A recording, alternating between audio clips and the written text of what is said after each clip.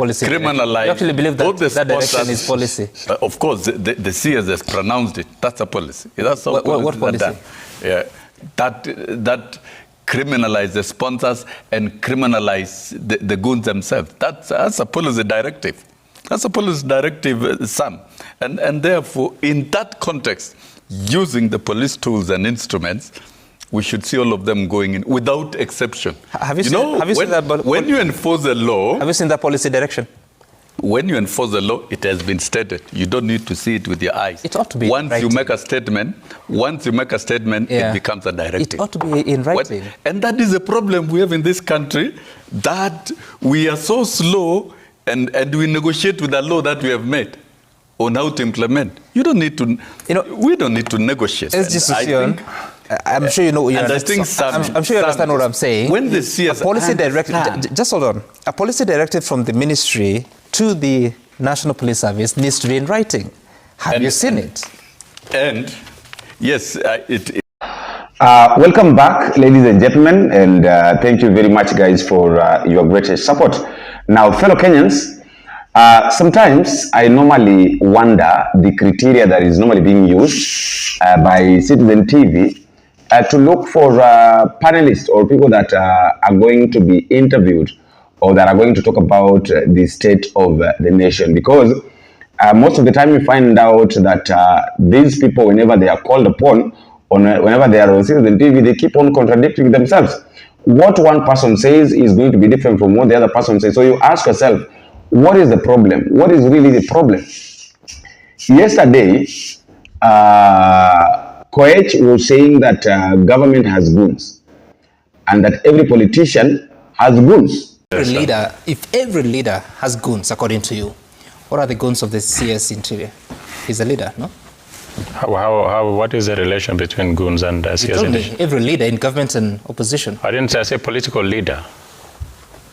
Yeah. What does that mean? It means that even yesterday, the team that went to Nyahururu also had their goons. We are all protected by goons. And that is why I'm saying we must all agree as leaders that we drop this thing of goons. So as a member of parliament, what responsibility should the government take? The ministry and the National Police Service? It should start with leaders, because we are showing a very bad example. All leaders must immediately drop their goons, because all of us have goons. So the first thing that we need to do is to agree that we have a problem. And we have a real problem in the country. Leaders have not agreed. They have to agree. I mean, this violence is being orchestrated. There's a law in this country, no? It is obvious now. It is obvious that we have a serious problem as a country. And I'll tell you this. I attended an event a few weeks ago. I was invited by Jalango, the Member of Parliament of Langata, for a function that he had for Juakali empowerment artisans in Uhuru Park. Sam, I went there very early in the morning, okay? And immediately I drove into Uhuru Park. I realized there was a problem. Because number one, I was welcomed by about 50 young men, well built. And I was ushered in, and then I found out about Jalang already seated. I was like, oh, yeah, there's a group of young people out here. I don't know what the issue is. And but Jalanga told me, no, vijana wa mtaa. So and I was going to Kericho that morning. I spoke to the group that was there. I gave my contribution. Sam, I'm telling you, for me to leave Uhuru Park was chaos. I had 4 guys in my car already seated. My security has been pushed out. In fact, at a point, my security was wrestling with them not to take his gun. Then I realized we have a situation here. And Honorable Jalango knew nothing about them. He was equally accosted the same way I was accosted. Do you know what I did? I drove all the way to Langata, and they followed me with motorbikes all the way to Langata, turned in. So one of the goons inside, because I had to drive out with him, and my bodyguard now had, my bodyguard had to come after me with a boda. So the goon who is inside is telling me, sasa kwa sababu niko na wewe, tuingie expressway, upasue, otherwise, watakusumbua. Can you imagine?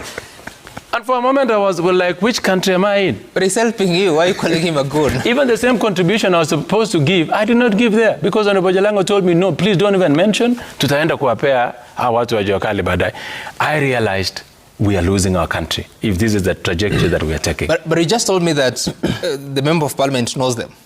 No, I'm saying it is the people, anyone who has done politics in Nairobi will tell you, nowadays when you go anywhere, even when we go for funeral services sometimes, you cannot enter into a funeral, even for our colleague, where we've lost colleagues. Do you know we have to part with money even to get into a funeral service?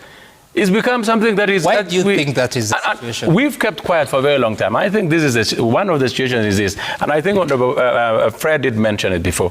We have become a society that embraces goonism. We find pride in walking around with 60, 40 people in funerals. You've seen politicians, and when you air politicians, please focus on when politicians are walking into a funeral or an event. You will see them coming with almost 50 people. It's a show of power. It's a show that you are loved. It is what politicians love. They like being, celebrated by this small team that they've already paid to come and cheer them in a crowd. Today, I had the nominated member of parliament, that is SOSSION, a very confused fella. I really don't know even how this man was nominated. This man was very good when he was acting, when he was in the Ministry of Education. This guy was really doing very well. I really don't know what happened. Once, I think this is one of the things that I've really discovered. That once you're working with William Ruto, once you've joined hands to work with William Ruto or you're supporting him, you become very much confused. You can't even relate to what is happening. You can't even talk about what is going on. Like literally, we kila kitu ambacho unakiona kiko sawa. According to you, everything is just fine. When you're working under William Ruto, whatever you see, everything is normally fine. Kitu kubwa. So I was surprised today in the morning, SOSSION was being interviewed. They were together with CAROLI OMONDI, and I think these guys almost fought each other. Because remember, one person is supporting the government, one person is against the government. SOSSION, what do you want to see? Because if you had to look at the public space, the safety that you'd expect in a pre-election year is not visible. Yes, people are campaigning, early campaigns, which I think courts have said that it's illegal. But then that threat to the peace and security Kenyans enjoy is worrying, and that's why you'll find such kind of reports as Kofi Annan Foundation.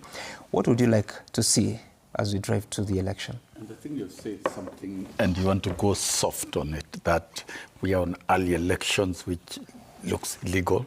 It is actually legal. That is a problem. I said illegal. Not that is a problem, because we cannot keep the country in electoral mood throughout the 5-year period. That is where we make mistakes. And we are already, the political leadership or the political class, my colleagues, are already hyping the country as if elections will be conducted next week. And rightly, as Wakili has stated here, you cannot compel IBC to activate a law that is meant to operate when elections are declared. I think this is where we find ourselves on the crossroads. I think as a country, we should be able to comply with the legal framework, particularly that of election. It is not yet election time, it is working time. Those in offices, you work until that time. When election timetable, it has been declared by IBC. When you get down to your party nominations and get down to the main competitive campaign period.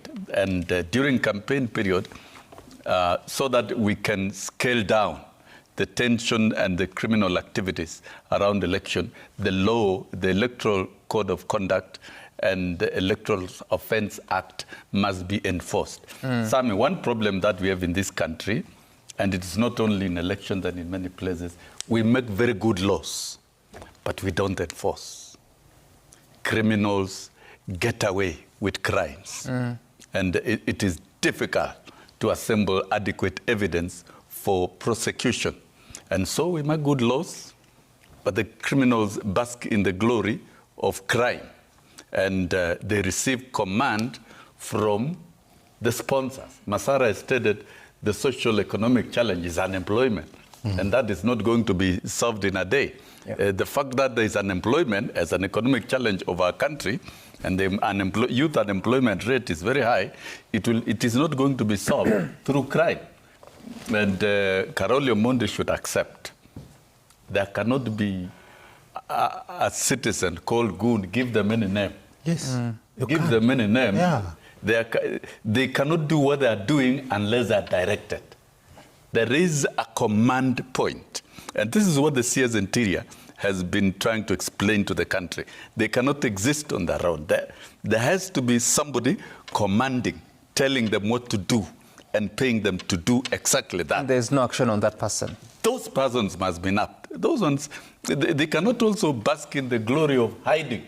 And then when they get how media do you make that space, happen? How do you bring them to shift book? the blame to another place. There has to be meticulous investigations and gathering of evidence. If goons, for example, in Kisumu, you see them running around with arrows, where did they get those arrows? Who directed them to go there? Who is the master sponsor? Let's deal with the sponsors. Otherwise, if we don't deal with these sponsors, they will ban the country. Yeah, indeed, the phenomenon of goons within the political ecosystem and in the run-up to 2027 is not a good indicator. And we've been through cycles of violence in elections over the years. Lives have been lost, and we almost lost the country in 07, 08. And I think Kenyans should not play with fire when we begin witnessing operation of goons in a manner that is very uncivil. And it can deepen the crisis and lead to political violence. And I think the CS Interior has been very candid about it, Kipchumba Murkomen, that we must criminalize goons. And the goons do not exist from the blues. They exist because they are sponsored by political patrons. We are all politicians. You cannot talk of somebody owning goons as if they are owned by government. They are not owned by government. They are patronized and paid by political leaders of all shades. So you cannot apportion blame to a certain political party or a political group. This is a fact that has to be dealt with. And I think the DCI and the National Police Service must escalate their operations and target and gather sufficient evidence that would meet the threshold of criminalizing and prosecuting in court. Because I don't think we are going to advance our democracy and politics in an environment of violence and chaos. Political gatherings are supposed to be civil. The people who have the ideas should be able to disseminate the ideas and go home. Smashing personal vehicles, property, or hurting other individuals is not the right thing. And this has compelled the police to come and use force to disperse these particular gatherings and secure lives of people. So I think without beating about the bush and without throwing senseless political blame games around these, let the political class of this country accept that they have incubated the militias, the young men, and graduated them as dangerous goons around their political activities. This goonism did not start in 2023. They have been there over the years. It is only that it had not spread across the country. And those of us who have operated in the political space, we've seen goons are everywhere in the country. And this phenomenon... How difficult would that be, nailing the real culprits? It is not difficult with an efficient investigation infrastructure, and they need to focus particularly in that particular area and assemble all the investigating instrument and tools. We have a very sophisticated NIS, we have a sophisticated DCI, because these are criminals.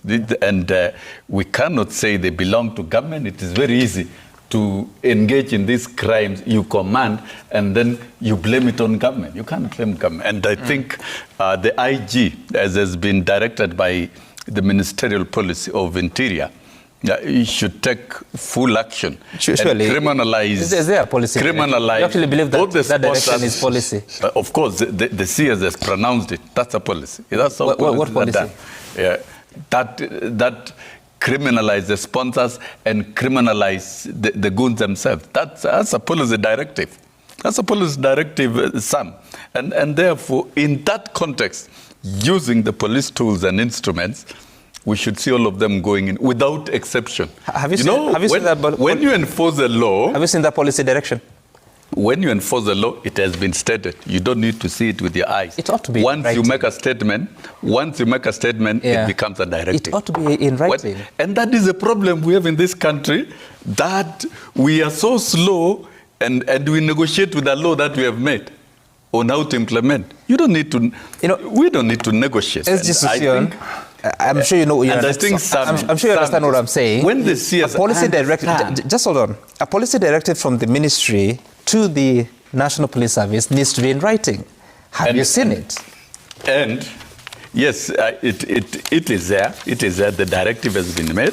When you see the CS and you've seen it has been captured by Nation very clearly, that the directive by the CS that you nap the political sponsors and the militias themselves. The right English word is militias, not good, because they operate militantly, they destroy property, they beat up opponents, and they know CAROLI OMONDI is the target. I've been instructed to deal with him.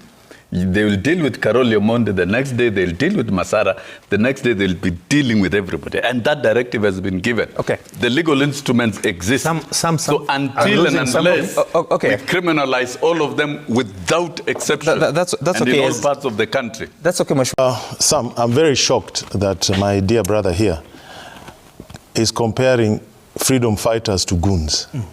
I think it is important we understand who a goon is and what the definition of a goon is. Goon is a terminology from the English slang goonie, which is a person who is foolish, stupid, eccentric, who is hired, paid to violently and threateningly disrupt or interfere with the engagements of other people they disagree with. Whether it is labor movement, if there's a march, that is what the definition of a goon is. A foolish person, eccentric person, basically a dunderhead, who is hired to threaten others. Freedom fighters cannot be goons. The people you are describing cannot be goons. Resisting oppressive regimes cannot make you a goon. A goon is just a criminal, is a common thug. We have to understand and it's from the slang goonie in England. And if you study the history of politics, they've always been goons, people who are foolish enough to be hired to disrupt democratic engagements of other people. Those are the guys we are talking about. Those are the people who are called goons. So what he's describing is completely, I don't know what it is. Achieng' Oneko could not have been a goon. He's a founder of Mau Mau. Bildad Kagea could not have been a goon. Those are leaders. Yes. So you say they went to the forest. Those were leaders. Those cannot be goons. They were using a goon. goons. And let me tell you. Sorry, you're saying their leaders were using goons? No. Can you allow him to finish? They are security marshals. In politics, in politics, there are people who are called security marshals. If you go to Tanzania, and I've attended many rallies of both the opposition and the ruling party, where they have marshals. Marshals are people who, when there's a public function of a political party, even in the US, you will see them organizing the crowds, making sure the leaders have access, the cars are parked properly. Those are called marshals. Those are not goons. Here, we are confusing things. We are taking criminals and turning them into freedom fighters. Criminals are not freedom fighters, and freedom fighters are not criminals. So I don't agree with that. There are millions and millions of young Kenyans without jobs, but who are hustling, who are not hired to go and disrupt other political events, who are not given pangas and bows and arrows to go and attack other Kenyans. They are also without jobs. The few you see who are doing this are criminals. They are criminals, and the state is giving them protection. and they're hired by the state, and the state is using them. This is not the first time. During Moi's time, we had Jeshi la Mzee. You remember they attacked Bishop, the former Njoya, Bishop Njoya. Njoya was attacked and violently. They attacked Philip Leakey, the late Richard Leakey, not Philip, Richard Leakey. Yes, they used to attack Raila everywhere he went. So this is something that has been used by politicians and mainly the state. The difference we have today is that the state is subcontracting. The state is doing two things. One, it is subcontracting goonism, where they are paying directly the government. The state functionaries are doing that. And they are using police officers without uniforms to act like goons. That is the difference. It has never been like that in the history of this country. You think that some of the people that are attacking your team in Nyahururu are police officers? Are police officers. There are police officers not wearing uniforms and without numbers. There are police officers behaving like goons, attacking us, following us everywhere. And that is why, I keep saying that Ruto's administration is a kakistocracy. People don't understand what I mean by this. When a government resorts to disorderly behavior, when a government becomes controlled by criminals, it becomes a government of bad men, for bad men, by bad men. So it is a criminal enterprise. That is the difference. We are now dealing with a kakistocracy. So under whose command? Because the IG is promising action against all of them, wherever they are. I have a lot of respect for IG Kanja, by the way. A lot. I've worked with Kanja, even in unlocking the recruitment of the police and all that. What is happening?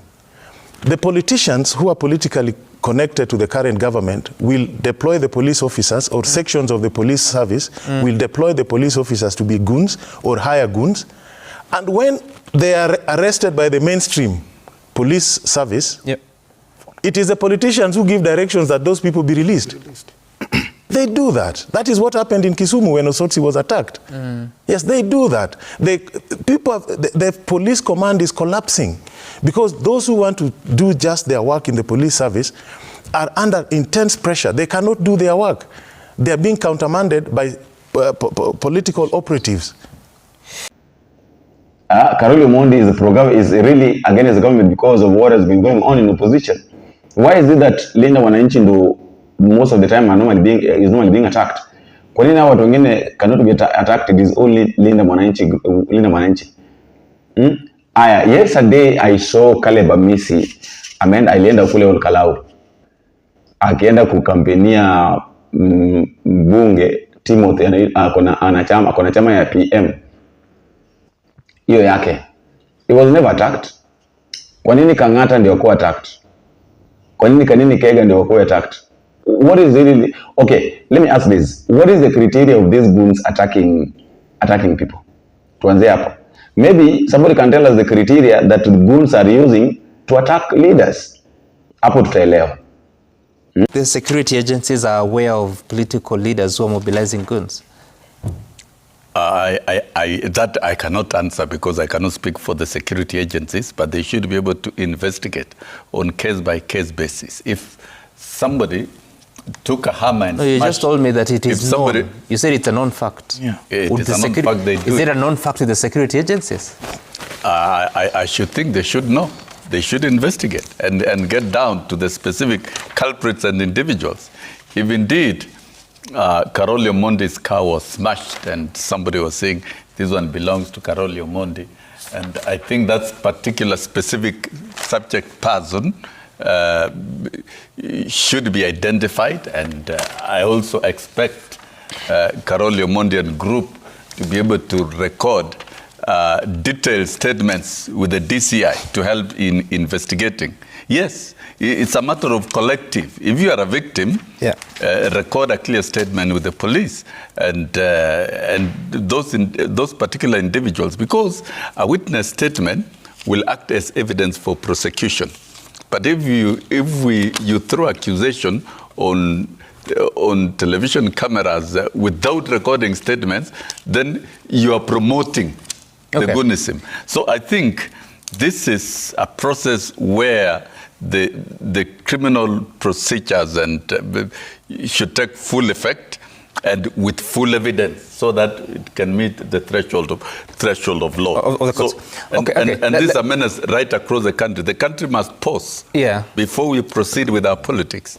And we deal with this menace so that we have an orderly country, an orderly political discourse that is peaceful, that people can sit and meet and take tea in the evening. All right. Without any animosity. Let's listen. Talking about SOSSION is saying that Murkomen is doing all things that he could do or he can do possible to make sure that it brings peace and that they arrest goons. Mambo ya goonism ilianza kitambo, na Murkomen has been on the forefront. People have been expecting Murkomen to do the needful, but he never does that. Yeye kazi yake ni kutembea tu hapa na pale na chopa kukampenia sijui nini, mambo yake tu. He is not even considering what is going on.